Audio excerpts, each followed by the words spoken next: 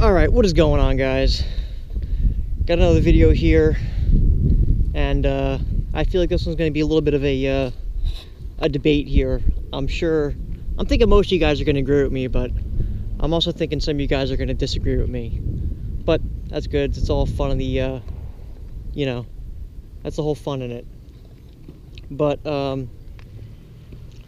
what exactly we're talking about today is the one thing that I feel personally is what really, you know, kind of held these cars back the most. Now, there's a lot of debate saying, it's, they're just the whole design of the car was outdated, which yes, I can agree, but at the same time, this, body on frame, build here is definitely has pros as well as it does cons. But I don't think the design of the car itself was really what held it back. The biggest issue most people say is the motor. People say the motor really held it back the most, which once again, you can say the motor did hold it back, because I mean, it's a 90s motor. It didn't really make that much power. It's okay, it moves pretty good. I guess it can keep up with daily traffic and whatever else, but it's you're not gonna be winning that many races. You know what I mean? It is what it is. They're not the fastest. They're just kind of built for reliability. But the one thing that I think that really held it back the most is the transmission, guys. It's kind of like a slush box. It really is. They're slow. They don't really shift that quick. The gears are kind of stretched out in them. They're even worse, and at least the police stuff, they're a little bit snappier and quicker. If you get like a regular civilian model, forget about it. The transmissions they're as slow as a dog.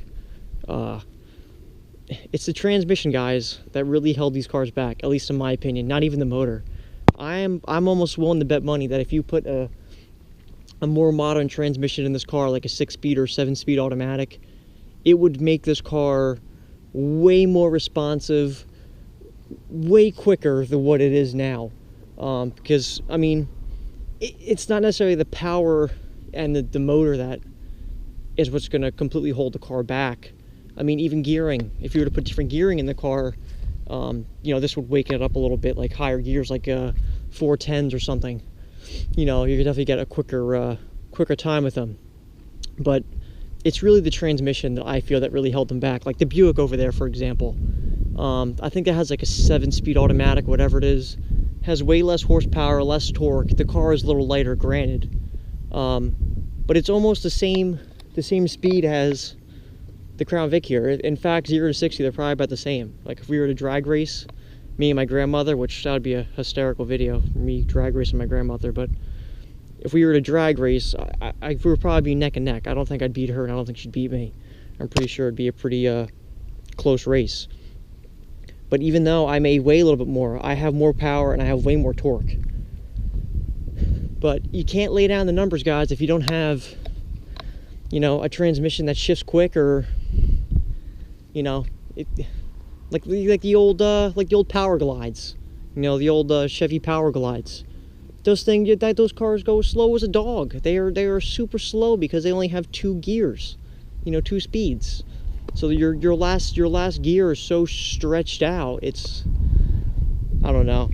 That is, in my opinion, the thing that really held these cars back the most. I mean, it's an old transmission. It's from, I believe this is a 90s transmission. It actually might be in the 80s cars as well. I don't know. I know they updated the transmission. Like this is a 4R75W compared to a 4R70W, which kind of, woke it up a little bit stronger, shifts a little bit quicker, a little bit more reliable. So, they did upgrade the transmission a little bit, but I mean, it was still the same 4-speed that it always has been since, since the 80s. Like I said, I forget the transmission in the 80s cars. I don't know if it's the 4R70W or if they had a different transmission. I'm really not sure. I don't think it is. I think in the 5.0s they had a different transmission. Leave a comment down below if you know, because I forget personally. But I know for a fact the transmission is definitely 90s. And, 90s cars are, cars from the 90s have definitely come a long way compared to, you know, like cars now are a lot more advanced than cars from the 90s. I already made a video on that, but I mean, even look at like supercars. Look at like an Audi R8, okay? Like a, I don't even know the years of those, like a 2009 Audi R8. You know, they didn't have a dual clutch setup. They had, you know, a torque converter in them. And when you're trying to rev those things out, when you're trying to race, they're just slow. Not necessarily because of the motor, but because of the transmission. You know, the transmissions can really hold the car back. That's why everything now is all doing, you know, dual clutch. Like it's almost a night and day difference when you get in a car that has dual clutch and then has a torque converter. You know, you can still make a torque converter quick. I'm not saying that. Like the new 10-speed that Ford and GM worked on, that's in the Ford Raptor. I believe it's in the Mustang. Oh, no, it's not in the Mustang. I believe it's also in the Camaro. I forget all the cars it's in, but that's a very, very quick transmission. It shifts really fast. In fact, it's almost as quick as the PDK, which Porsche has, which is quite impressive. But at the end of the day, it's still, there's still, you know, it still has a torque converter. It still kind of has its limits compared to a dual clutch. Now, I'm not saying they ever would have put a dual clutch in these. Obviously, that would have completely been impractical. But if they even put the 10-speed, you know, just like I said, like a 6-speed, a 7-speed in this car, it definitely would have wakened it up a lot more, regardless of the motor. Now, if you put a bigger motor in here, sure, it would have helped. I mean, you put a 5.0 in here or whatever, obviously the car's going to go quicker. But I don't know, guys. I think the main thing that really it was the transmission. I feel like just the transmission would have really wakened these cars up a lot more than just doing a motor swap. And quite honestly, I don't know why Ford never did ever do anything with it. They kind of just, I don't know, they left it stale for years. They left it how it was, and that was it. I mean, and then once they discontinued it, that was the end of it. But I don't know. Let me know what you guys think. Personally, I think it's a transmission that really kind of held these cars back from being faster and kind of being a little bit more up with the modern times. Because, I mean, like I said, you can put a big block motor in there or whatever. You can definitely put a bigger motor. It's going to go faster. But, you know, if you still have that 4-speed automatic transmission, you're going to have more stretched out gears. You're not going to be able to, you know, get more power on demand as much as you want.